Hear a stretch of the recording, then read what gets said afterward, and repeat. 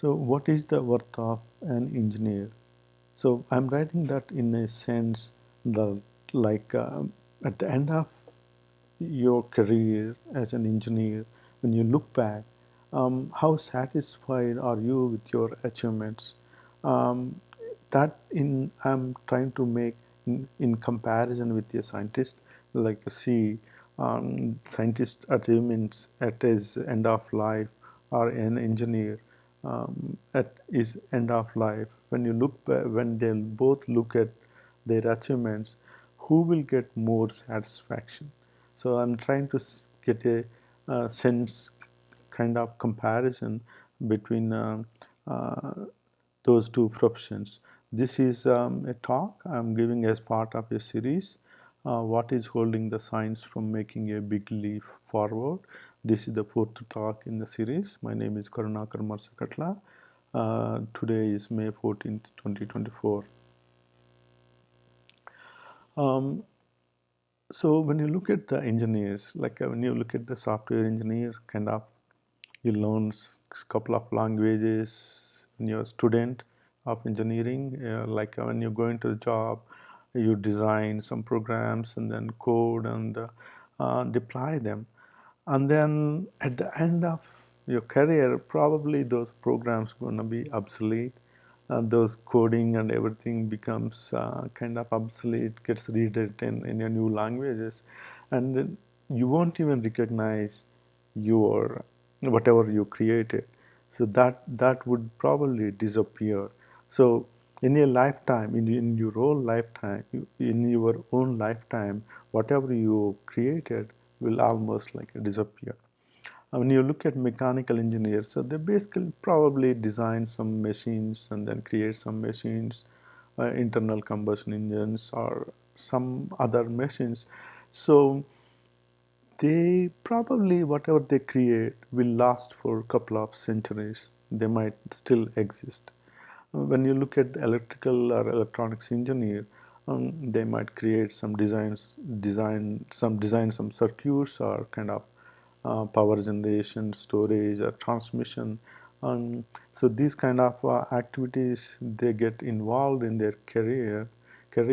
So they might probably 100 years, then they get changed. Some new thing will come.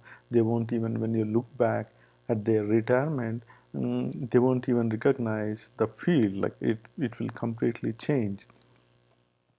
So, and then civil engineer probably will last longer than any other engineers. They whatever they construct like constructions, if you say pyramids or civil engineer activity, they were there even after 5,000 years.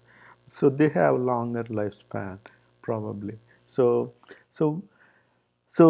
is that any invention, but pyramids will disappear at some point of time too, right? But any invention or creation has a limited time span. That's what I'm trying to say. Any achievement of an engineer will disappear after a certain time, either in your lifespan itself you might see, or it will last a couple of centuries, or it will last a couple of thousands years. But it will certainly they will end. So what does remain forever? Like what is the if engineering achievements are, so the engineers normally best of minds go study the engineering. So if their creations are not forever, so what does remain forever? So a discovery lives forever as long as the material world exists. Discovery in sciences, basic sciences, that will live as long as this world exists, because they are properties of the particles or the molecules. So they will exist all the time. So for that matter, you don't have to discover anything. The feeling of understanding the inner workings of the nature itself gives tremendous joy. So if you study sciences, and then even at the end of the retirement, the subject won't change. It will remain the same.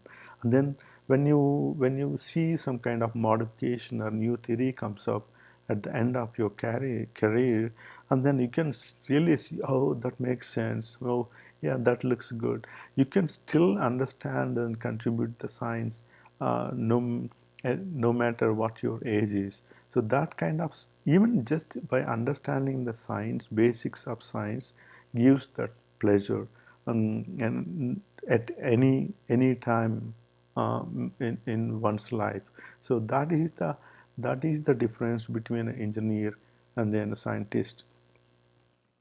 So what is happening, theoretical and applied? So theoretical is basic knowledge like physics, biology, and botany. Those are the basic sciences. Applied sciences are, engineering is all applied sciences. Basically, they based on basic knowledge of the fundamental concepts in physics or chemistry, biological sciences. So theoretical sciences are greater than applied sciences because theoretical sciences are the foundation on which the applied sciences are built upon. So discovering a new theory gives more joy than inventing something new. That's true. So if you invent something new, that gets obsolete after a couple of years, a thousand, some centuries, but the discovery will remain forever fresh. So that's more important to the world than, I can't. So, or inventing something is also important, but that has more priority, more important than, because based on that fundamental understanding, you could create many other things around it. So anything you build up will only last certain amount of time. Discoveries in fundamental concepts will live forever. So, so if that is the case, there is a difference between a scientist and engineer. What is happening when you look at the current education system? How people are preferring these two subject areas: science, research in science, and going into the engineering. Is it by choice, or is it by um, uh, interest? So let's see how people are selecting the thing. So in most cases, like what I observed is in relation to India, but probably this might be the case everywhere in the world. Most cases, what is happening is pre-university class, whether that is high school, you call it high school, or a 10+2 system. In that system, the best minds in that education system are basically going to engineering colleges, or and then medicine. So that's how they are choosing engineering, because probably because of the job or pay, and they are considering these two aspects and going into those two professions.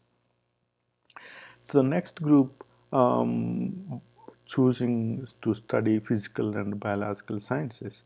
So they go into um, undergraduate or graduation in other countries called a graduate degree, but in US they call undergrad. But after this 10+2 system, some people go study physics, biology, botany, biology, and this kind of other science groups.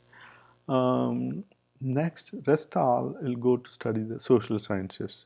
So this is not a standard kind of rule, but people do go, some brilliant minds to choose to study their choice of subject, but that percentage is very less. Like somebody wants to go study economics after 10+2 system, but that could be brilliant, but choosing to study economics or civics or some other branch of, or physics or botany, biology, so that's their choice, they chose, but that percentage is very less. But in general, most bright people choose engineering, medicine first, and then the sciences, and then social sciences. So that is how it is structured. Current education system, how people are making their choices. So what is happening? in this kind of people, bright people going into the engineering and medicine, what is the result? The Once somebody settles in one subject, it's very rare for them to learn additional subject or change. So they kind of remain in that domain and then just retire and then just continue in the same field, and at the end of their career, just retire and then just take rest. That's what is happening. So this resulted in bright students staying away from most beautiful subjects, the sciences. Sciences are um, gives tremendous joy when you actually understand basic understanding of physical world, and if you happen to discover something that gives tremendous joy, the bright minds are missing this that joy, because they are away from basic sciences. So limited people are pursuing the science subjects, and the absence of best minds in the field misses the critical evaluation of research in the field of science subjects. So when limited people are pursuing the science subjects, and then not best minds are away from this field, like some people go into medicine and then engineering. So that is causing for these whatever the research in science subjects is not critically evaluated. So that is causing a lot of chaos in the fields. So that's what is happening in physical and biological sciences. So field of medicine is basically kind of exception, as it's being part of the science. Human body, study of human body, physiology, how it works, is definitely science. It's not a technology. So best minds do prefer to go to this field. Therefore, the progress of the subject is not hindered in any way. So the growth of medicine is definitely in right direction because the best minds pursue to study this field. So but when you look at the science subjects, basic sciences is basically hindered, kind of having a kind of bottleneck kind of thing. It's struck without having a major kind of discovery for a long time. That needs to change.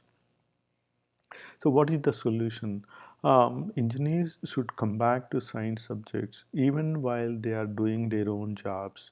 So make it as an hobby instead of leaving your profession and then just coming back to the sciences. Study of a subject of your choice and contribute to the growth of the subjects. That you could do easily. Physics is called the mother of sciences. However, it is filled with mediocre theories.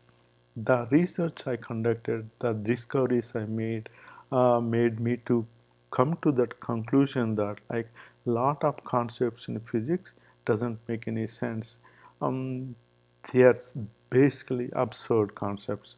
How people are continuing those kind of theories for centuries is kind of unable to imagine why this kind of thing is continuing. So I want best minds to come back to the sciences, spend your leisure time doing the research, and then find out new things. That's how the world should run. Many of the fundamental concepts are continuing from the time of Isaac Newton, with patches here and there. So, a lot of fundamental knowledge improved, but many of the concepts what Isaac Newton proposed are basically continuing without much change. Small patches here and there, but not overall kind of revision of the basic concepts. The concepts of force and definition of mass are absurd to the core. Unfortunately, these are the foundation of many theories in the field. That's my conclusion. Many people should study these subjects and revise the principles to the level where they make sense. So that needs to happen. So um, the engineers, when you look at the engineers, engineers, they studied the science subjects earlier too, in 10 plus 2 system. So they could take up, revise their subjects and can do the research. Um, but scientists, um, for them to understand engineering at that stage might be difficult, but the engineers could easily go back to science and then just look at, revise their concepts and study the subject. It's not that easy. And so this is, I'll tell you my story, and this is probably best example to for you to consider coming back to sciences. I had a tremendous interest in science from childhood, but ended up studying engineering, just like many other folks. Worked as a software engineer all my career, but never lost the interest in science subjects. So that whatever the interest there in my childhood, I continued and studied the research papers in science as an hobby in my leisure time. Whatever the topic I got interested in, I studied that. And then when I started to see concepts that didn't make any sense, I explored further and discovered many new theories. For example, these are my discoveries. I kind of combined the Manvantara cycles with the supercontinent cycles. Um, Told them like supercontinent cycles in the Earth history are basically Manvantara cycles, and I discovered that plate tectonics evolved around 2800 million years ago um, on the surface of the Earth. That's when rapid nucleation of solidification of inner core started. So that triggered. So basically, start of the plate tectonics triggered the nucleation of the inner core. Common link in flood stories of all ancient cultures, like seven earths from Hebrew texts, seven Karshavas from Zoroastrian texts, and so many other ancient flood stories have have a common link with the Manvantara cycles and supercontinent cycles. And so I myself with my daughter, we did a research and then find out solved a basically 100-year-old medical history, and wrote a paper and published in peer-reviewed preprints.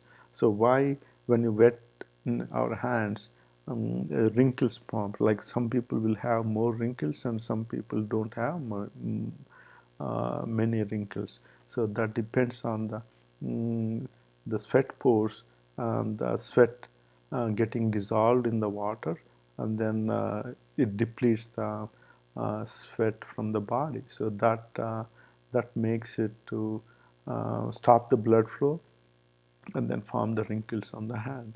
We discovered uh, that thing. And then why species adapted from gestation to egg laying. So egg laying and gestation, how species divided into these two groups. I published a paper on this topic 5 years ago. Gravity as an energy source. Gravity is not a space-time, imaginary space-time curvature. We, in real life, we see gravity executing, exhibiting as an energy source. Like if you put a rock and then drop it, if there's a glass underneath it, it breaks. So glass won't break just like that, right? It needs an energy input into the glass, then only it breaks. So if it is, gravity is just an imaginary space-time curvature, so how it is breaking the glass? So gravity has to be a energy source. I gave a talk earlier So that is basically binding energy of the objects is itself is actually the gravity. So possibility of gravity as the strong nuclear force. So that I wrote in my book, like we are thinking gravity as a weak force, but it's not weak because of the size of the objects. It gets distributed. That's how we are seeing that, like it's a weak force. But when objects turn to a point mass, the the force within those two objects will be tremendous. So that's not a weak force. So that's why I came to a conclusion that that itself might be the strong nuclear force. So this should be, so this is all I did as an hobby in my free time. So this should be an inspiration to all who had basic education in sciences but moved away to other fields to come back to the sciences. So some people study BS in physics and they went as a employ career in banking or other fields. So they all they have is just like engineers, they studied the basic sciences unto 10 plus 2 system and then went into engineering. And then these all people should come back um, to study the sciences in their free time and contribute it, because a lot of chaos is there in sciences. Nothing makes sense in a unified way. So that needs to be to, because that is basically being taught to the kids. Kids are the beautiful minds. They get confused with kind of this kind of um, unrelated things, teaching as they are all in a unified way. But none of them are make none of them makes any sense. That's why everybody needs to, more and more people work in a field, there are chances that like it flourishes with new theories. So that's why this is a call for every engineer and everybody who had basic knowledge in sciences, do the research in their free time. We are at a new junction in science. When we ditch the absurd concepts, new theories will emerge. Definitely, that's going to happen. What are we going to achieve? There is no end to science, right? So there's no, like you can't say that okay, this is the end of science. We found some this thing. There always a new discovery. So many concepts in science are right now are flawed. It is time to build the sciences, rebuild the sciences. Many new concepts are awaiting for the best minds to explore. That's what I see. So, what we do, forget what you learned in school and colleges. The basic knowledge, keep the basic knowledge, and then revise, look at those theories critically. Understand the whatever the latest developments, what are the latest challenges the science is facing, and then look back those concepts critically and then evaluate, is this really true, is that really true. If something, if you don't understand, if like you read two concepts and then your current theory, current understanding of science says that they are related, if you don't find any relation, think that there is something wrong and then go from there. So that might lead to a new discovery. That's how I kind of progressed in my research. So you will never get bored in life if you have knowledge in theoretical subjects, physics or botany or zoology. You study these things, and then even in you, when you retire and having a relaxed life, you see some discovery, and then you will understand the inner workings of the discovery, and then you will find more joy in that finding, adding your knowledge. So how, so we need to get involved in sciences. Engineers should get involved in sciences to make an impact on these subjects. We all studied the basics of physical and biological sciences in earlier classes, 10 plus 2 system. Review those concepts and do the research in science subjects in your free time.